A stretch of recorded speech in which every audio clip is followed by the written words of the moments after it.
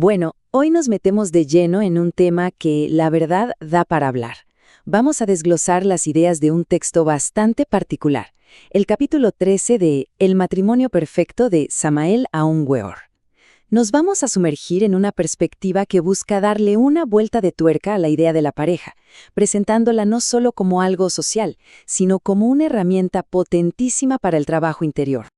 Y todo arranca con esta pregunta. ¿Qué es el corazón de todo el asunto? ¿Es posible que esa energía tan fundamental que tenemos, la energía sexual, sirva para algo más que la reproducción o el placer? ¿Puede ser una clave para despertar nuestra conciencia? Para el autor de este libro, la respuesta es un sí, pero un sí rotundo, y esa afirmación es el punto de partida de todo lo que vamos a ver. Para entender bien de qué va todo esto, vamos a seguir un caminito de 5 pasos. Primero, ¿cómo se concibe el matrimonio en este contexto? Segundo, ¿cuál es la técnica central, el famoso arcano? Tercero, el laburo psicológico que esto implica. Cuarto, los símbolos y las advertencias. Y por último, vamos a reflexionar sobre por qué esta es una vía, digamos, controversial. Arranquemos. Lo primero es entender que acá no estamos hablando del matrimonio como lo conocemos, del ideal romántico o el contrato social. No. Se trata de una unión consciente, casi un pacto, para empezar un trabajo espiritual muy profundo, y hacerlo de a dos es un camino compartido. Y acá está el núcleo de todo. La idea que lo pone todo patas para arriba. La propuesta es que la energía sexual, en vez de liberarse con el orgasmo, debe ser conservada y transformada. Transmutada es la palabra que usa el autor. El objetivo es que esa fuerza tan potente, en lugar de irse para afuera, se redirija hacia adentro, para alimentar nuestra parte psíquica y espiritual. Ok, muy lindo todo, pero ¿cómo se hace? Bueno, el autor presenta una técnica específica con un nombre que suena a misterio, el arcano AZF. Este concepto es, básicamente, el motor práctico de toda su filosofía. A ver, en criollo, el arcano AZF se describe como una práctica donde la pareja se une sexualmente, pero, de forma consciente, evita la culminación física.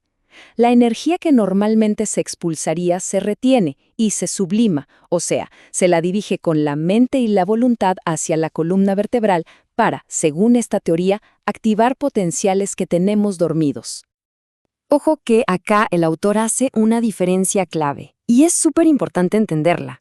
Por un lado, critica lo que llama la abstinencia física, o sea, la negación y represión del deseo.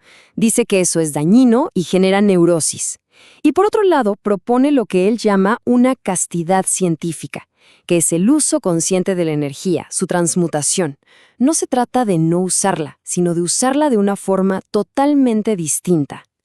Visto así, la relación de pareja se transforma por completo, ¿no? Ya no es solo un espacio para convivir y compartir la vida, sino que se convierte en una especie de laboratorio, un lugar donde ambos trabajan activamente para crecer. Esto, claro, implica una responsabilidad gigante, porque todo tiene que estar basado en amor y respeto de verdad. Cada encuentro se vuelve una oportunidad para aprender. Ahora pasemos a ver cómo esta práctica física se engancha con el trabajo psicológico. Porque, según el texto, una cosa sin la otra no funciona. La transmutación de la energía sería solo el combustible para un cambio mucho más profundo. El autor dice que la intimidad tan intensa de esta práctica saca a la luz todos nuestros defectos, lo que él llama el ego. El orgullo, los celos, la ira, todo sale a flote y se magnifica.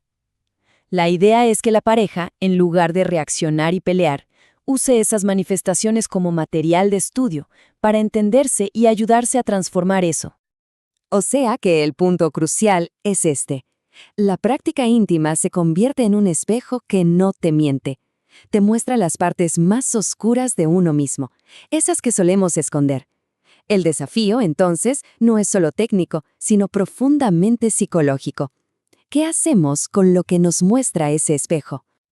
Y bueno, ¿para qué todo este esfuerzo?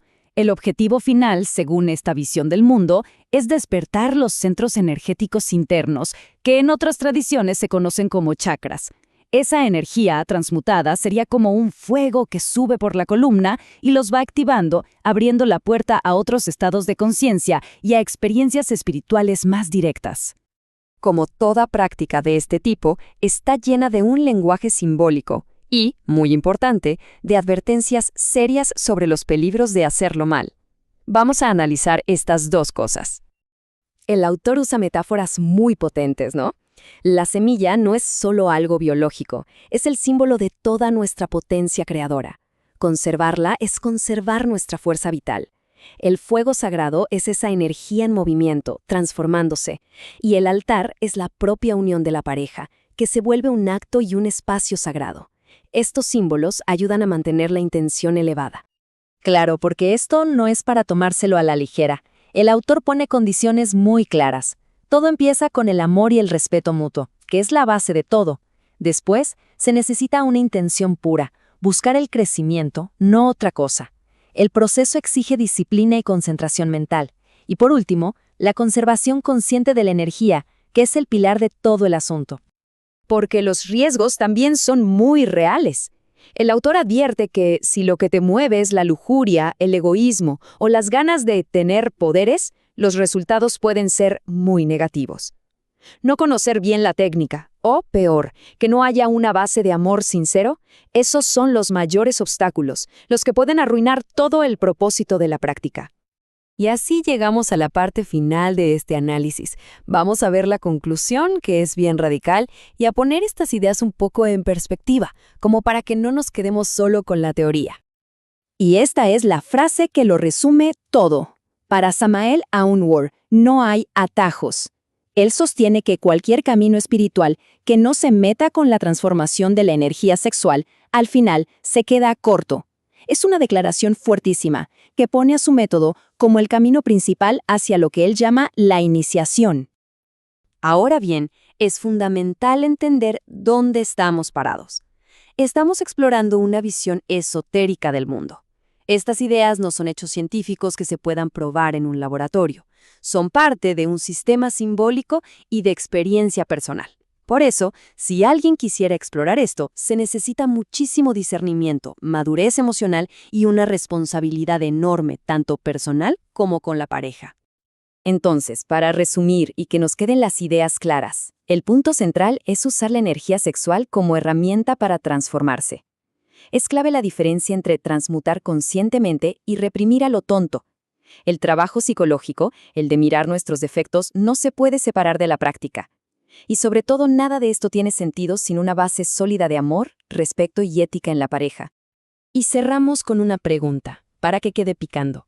Más allá de si uno compra o no toda la cosmología del autor, ¿qué podemos sacar de esto? ¿De qué manera estas ideas que le dan un lugar sagrado a la sexualidad y la conectan con el autoconocimiento pueden dialogar con lo que entendemos hoy sobre las relaciones, la intimidad, el bienestar? Es una pregunta que queda abierta. Gracias por acompañarnos en este análisis.